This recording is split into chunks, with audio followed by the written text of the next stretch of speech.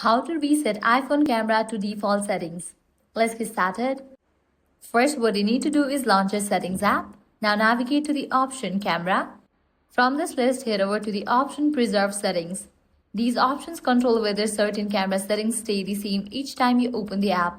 If you see options like depth control, exposure, or live photo turned on, and you don't want them saved, just toggle them off.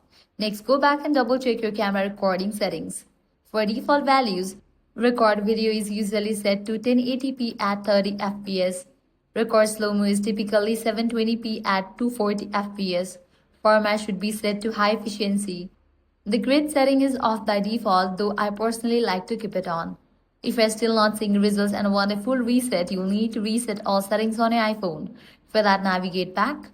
Head over to the main page of settings and click on the option General. Scroll all the way down, click on the option Transfer or Reset iPhone. Click on Reset. Click on Reset all settings and go through the process. You'll be asked to enter your passcode. This will reset all iPhone settings, including camera preferences, Apple Pay cards, and accessibility settings, but will not erase data or media. And that's how to reset your iPhone camera back to default settings. If this guide helped you out, do not forget to like, share, and subscribe.